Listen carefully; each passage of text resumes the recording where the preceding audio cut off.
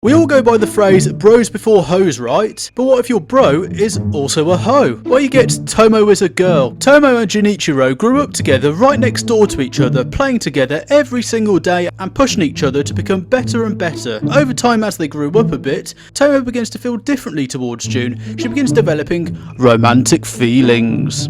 There is one problem, however. She's in the friend zone, or a better way to describe it would be the bro zone. Now, what does this mean? Well, he sees her as his brother, quite literally. And let's face it, who could blame him? I mean, let's face it, before puberty, it's pretty hard to tell a boy and girl apart if you were to give a girl a short haircut and dress her in male clothing or neutral clothing. And so it becomes Tomo's mission to get June to see her firstly as a woman and then a romantic interest. And while she's retained her tomboyishness after hitting puberty, she's gained two pretty huge indicators of her femininity. At first glance, this series seems rather generic. I even gave up after one episode initially.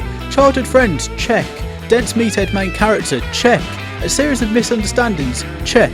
Girl overly violent towards dense MC, check. And that's why I tuned out. But what we got was, well, not a masterpiece, but a very well made series.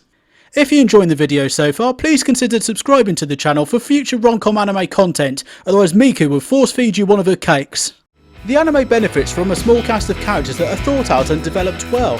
Tomo is a tomboy who's very kind-hearted and hard-working, as is demonstrated in her martial arts training. June is a good friend to the people he likes, such as Tomo, and is very competitive but has insecurities about not being as strong as Tomo. Misuzu, who's Tomo's best friend, is the sarcastic realist who often acts as matchmaker for Tomo and June, and Carol is, well, a bit mental, but she's cheerful, airheaded and rich. I don't know about anyone else, but Misuzu was the best character of the series for me. The other characters were fairly simple but worked with the comedy of the series. June, being dense, doesn't notice Tomo's attempts to get her to see her as a girl, which causes big reactions from Tomo and chuck them into different settings and scenarios, and that's the basis for the comedy of the series. But Misuzu adds something different. She sits in a lane that's a bit different from the norm. She's not quite a main character because the focus isn't on her relationship with anyone, but you can't exactly call her a side character either because she has more influence on the show than that. She's a bit like somebody playing a visual novel alongside you. You're both watching Tomo and June's relationship trying to grow and evolve from the outside, and you can select the route that may lead them to get together or not.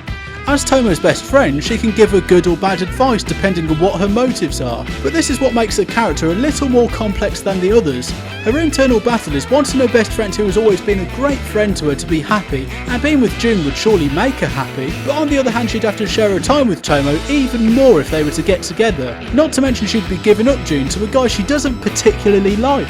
The fact she knows she could influence the outcome of their relationship can make her seem manipulative, which in a sense she is, but ultimately it comes down to her own insecurity, which towards the end of the series, Tomo reassures her in her own straightforward and earnest Tomo way that they will always be friends and that they will always make an effort to spend time with each other no matter what happens, which was a nice conclusion to Misuzu's arc. We also get a bunch of history between the characters, which adds to the characters', well, character.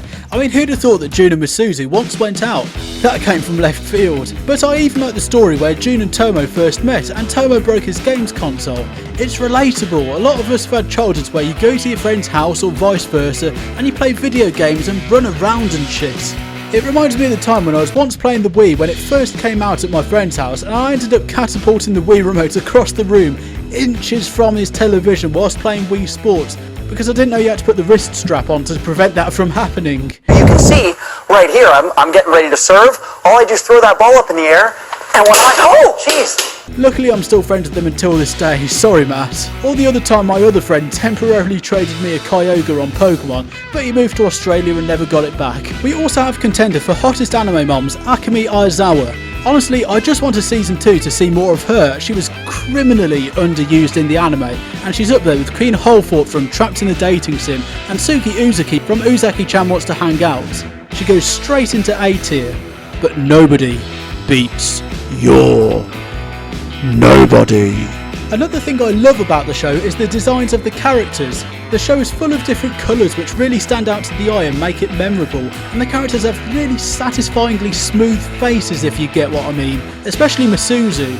But overall, what we're looking at is a relatively standard slice of life rom-com anime that centres around a variable concept, but does all the things any other anime of its genre does.